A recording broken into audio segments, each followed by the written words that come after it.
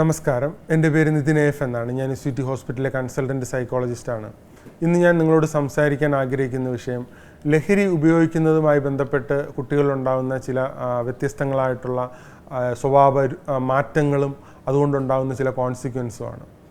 അപ്പോൾ നമ്മുടെ സമൂഹത്തിൽ പ്രത്യേകിച്ച് സ്കൂളുകളിലൊക്കെ അതുപോലെ തന്നെ കോളേജുകളിലൊക്കെ തന്നെ ഡ്രഗ്സ് ധാരാളമായിട്ട് പലതരത്തിലുള്ള ലഹരി പദാർത്ഥങ്ങൾ ഉപയോഗിക്കപ്പെടുന്നതായിട്ട് ധാരാളം വാർത്തകൾ വരികയും ധാരാളം ഡ്രഗ്സ് റിലേറ്റഡ് ആയിട്ടുള്ള കേസുകൾ ഈ അടുത്ത് റിപ്പോർട്ട് ചെയ്യപ്പെട്ടിട്ടുണ്ട്. ഡ്രഗ്സ് പല സ്ഥലങ്ങളിൽ നിന്നും കണ്ടെത്തിയിട്ടുണ്ട്. അപ്പം അതിൻ്റെ ഒരു ബിസിനസ് നമ്മുടെ സംസ്ഥാനത്ത് അല്ലെങ്കിൽ നമ്മുടെ രാജ്യത്ത് അല്ലെങ്കിൽ നമ്മുടെ ലോകത്ത് ധാരാളം നടക്കുന്നുണ്ടെന്നുള്ളത് വസ്തുതാപരമായിട്ടുള്ളൊരു കാര്യമാണ്. അപ്പോൾ കുട്ടികൾ പലപ്പോഴും ആദ്യം ഇത് ഉപയോഗിച്ച് തുടങ്ങുന്നത് ഒരു ടൈം പാസിന് വേണ്ടിയിട്ടോ അല്ലെങ്കിൽ ഒരു റീക്രിയേഷണൽ ആക്ടിവിറ്റി ആയിട്ടോ അല്ലെങ്കിൽ അവരുടെ ഒരു സോഷ്യൽ അക്സെപ്റ്റൻസിന് വേണ്ടിയിട്ട്. ഇപ്പം 4-5 ഫ്രണ്ട്സ് ഉണ്ടാവും. അപ്പോൾ അതിൽ 3 പേര് ഉപയോഗിക്കുന്നവരായിരിക്കും അല്ലെങ്കിൽ 2 പേര് ഉപയോഗിക്കുന്നവരായിരിക്കും. അപ്പം മറ്റൊരാൾ അവരുടെ ഗ്യാങ്ങിലേക്ക് ചേരാൻ വേണ്ടിയിട്ട് അല്ലെങ്കിൽ അവരുടെ കൂടെ നിൽക്കാൻ വേണ്ടിയിട്ട് അല്ലെങ്കിൽ ഒരു ഹീറോയിസം ഉണ്ടാക്കിയെടുക്കാൻ വേണ്ടിയിട്ട് അവരൊരു സോഷ്യൽ ഗ്രോത്തിൻ്റെ ഭാഗമായിട്ടായിരിക്കാം ചിലപ്പോൾ പല കുട്ടികളും അത് ഉപയോഗിച്ച് തുടങ്ങുന്നത്.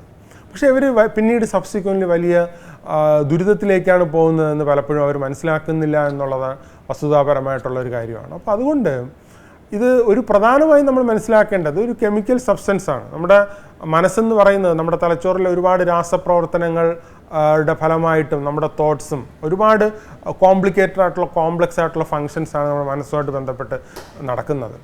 അപ്പം ഒരു കെമിക്കൽ സബ്സ്റ്റൻസ് നമ്മുടെ ഉള്ളിലേക്ക് പോകുമ്പോൾ പ്രത്യേകിച്ച് സൈക്കോ ആക്റ്റീവായിട്ടുള്ള സബ്സ്റ്റൻസുകളൊക്കെ തന്നെ നമ്മുടെ ന്യൂറോ കെമിക്കൽ ബാലൻസിലൊക്കെ തന്നെ പല രീതിയിലുള്ള ഇംബാലൻസ് ഉണ്ടാക്കുന്നുണ്ട്.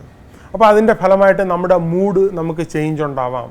താൽക്കാലികമായിട്ട് അതൊരു എക്സൈറ്റ്മെൻറ്റോ അല്ലെങ്കിൽ ഒരു എനർജിയോ ഒക്കെ നമുക്ക് പ്രൊവൈഡ് ചെയ്യുമെങ്കിൽ, ഒരു ഹാപ്പിനെസ്സോ എൻജോയ്മെൻറ്റോ പ്രൊവൈഡ് ചെയ്യുമെങ്കിൽ അതില്ലാതെ നമുക്ക് മുന്നോട്ട് പോകാൻ പറ്റാത്ത ഒരവസ്ഥയിലേക്ക് എത്തുന്നുവെന്ന് മാത്രമല്ല, മാനസിക രോഗത്തിന് അടിമയായി പോകുന്ന അവസ്ഥയിലേക്ക് പലരും മാറുന്നുണ്ട് എന്നുള്ളത് വസ്തുതാപരമായിട്ടുള്ള ഒരു കാര്യമാണ്. ചിലർ ഡിപ്രഷനിലേക്ക് പോകുന്നുണ്ട്, ചിലർ ബൈപ്പോളറിലേക്ക് പോയേക്കാം, അല്ലെങ്കിൽ മറ്റ് സൈക്കോട്ടിക് ഫീച്ചേഴ്സ് ഉള്ള സൈക്കോസിസ് പോലുള്ള ഡിസോർഡേഴ്സിലേക്കൊക്കെ പോയേക്കാം. അപ്പോൾ ഇതൊരു കെമിക്കൽ സബ്സ്റ്റൻസ് ആയതുകൊണ്ട് തന്നെ നമ്മുടെ തലച്ചോറിനകത്തുള്ള സന്തുലിതമായിട്ടുള്ള രാസപ്രവർത്തനങ്ങളുടെ അവസ്ഥയെ വ്യത്യാസപ്പെടുത്തുന്നത് കൊണ്ട് വലിയ രീതിയിലുള്ള സ്വഭാവത്തിലും അവരുടെ വ്യക്തിത്വത്തിലും അതുപോലെ തന്നെ അവരുടെ ദൈനംദിന പ്രവർത്തനങ്ങൾ പോലും ബാധിക്കുന്ന രീതിയിലേക്ക് മാറ്റങ്ങൾ സംഭവിക്കുകയാണ്.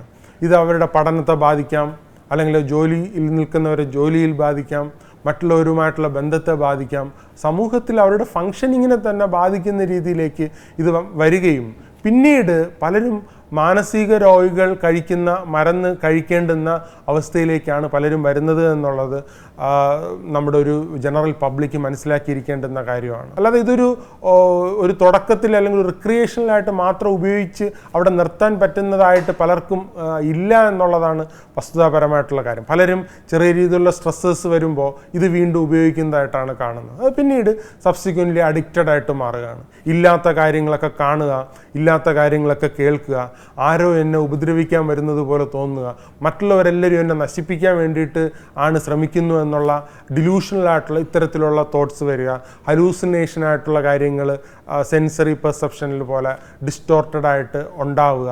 അപ്പോൾ അത്തരത്തിലൊക്കെ സംഭവിക്കുമ്പോൾ വലിയ രീതിയിലുള്ള ഒരു വ്യക്തിയുടെ ഫങ്ഷനിങ്ങിനെ അബ്നോർമലാക്കി മാറ്റുന്നുണ്ട് എന്നുള്ളത് വസ്തുതാപരമായിട്ടുള്ള കാര്യമാണ്. അപ്പോൾ ഇത് കേട്ടുകൊണ്ടിരിക്കുന്ന പ്രത്യേകിച്ച് അഡോളസെൻസ് ആയിട്ടുള്ള കുട്ടികളൊക്കെ മനസ്സിലാക്കേണ്ടത് ഇതൊരു ഡിഫെൻസീവായിട്ട് തന്നെ കാണുക എന്നുള്ളതാണ്. ഇതിനകത്ത് പോയിട്ട് മാറുക എന്നുള്ളതല്ല, പോയവർ മാറണം തീർച്ചയായിട്ടും. പക്ഷേ പോകുന്നതിന് മുന്നേ തന്നെ നമ്മളെ കറക്റ്റ് ചെയ്തുകൊണ്ട് മുന്നോട്ട് പോകാൻ വേണ്ടിയിട്ട് ശ്രമിക്കുക എന്നുള്ളതാണ്. ഇപ്പോൾ നമ്മൾ വണ്ടി ഓടിച്ചു പോകുമ്പോൾ ഡിഫെൻസീവ് ഡ്രൈവിംഗ് എന്ന് പറയും. അതായത് ഒരു വാഹനം എതിരെ വരും എന്നുള്ള പ്രതീക്ഷയിൽ നമ്മൾ വാഹനം ഓടിക്കുമ്പോൾ വന്നാൽ നമുക്ക് കുറേ കൂടെ കൺട്രോൾ ചെയ്ത് നമ്മുടെ വാഹനത്തെ നിയന്ത്രിച്ച് കൊണ്ടുപോകാൻ പറ്റുന്നത് പോലെ നമ്മുടെ ജീവിതത്തെ ഈ ലോകത്ത് നമ്മൾ കണ്ടക്ട് ചെയ്യുമ്പോൾ അത്തരത്തിലുള്ള ഡ്രഗ്സിൻ്റേതായിട്ടുള്ള ഇൻഫ്ലുവൻസും അല്ലെങ്കിൽ അത് ഉപയോഗിക്കാൻ വേണ്ടിയിട്ടുള്ള സ്വാധീനിക്കാൻ വേണ്ടിയിട്ടുള്ള നമ്മുടെ ഫ്രണ്ട്സോ മറ്റ് സാഹചര്യങ്ങളോ നമ്മുടെ മേൽ ഇൻഫ്ലുവൻസ് ചെയ്താലും അതിനെ ഓവർകം ചെയ്യും എന്നുള്ള ഒരു ഡിഫെൻസീവായിട്ടുള്ള ആറ്റിറ്റ്യൂഡിൽ നിങ്ങൾ മുന്നോട്ട് പോവുകയാണെങ്കിൽ നിങ്ങൾക്കൊരു പരിധിവരെ ഇത്തരത്തിലുള്ള സിറ്റുവേഷൻസിനെയും ടെംപ്റ്റേഷൻസിനെയൊക്കെ ഓവർകം ചെയ്യാൻ കഴിയും എന്നാണ് ഞാൻ വിശ്വസിക്കുന്നത്. അങ്ങനെ നിങ്ങൾക്ക് ബ്ലെസ്ഡ് ആയിട്ടുള്ളൊരു ലൈഫ് ഉണ്ടാകട്ടെ എന്ന് ഞാൻ ആത്മാർത്ഥമായിട്ട് ആശംസിക്കുന്നു. Thank you so much.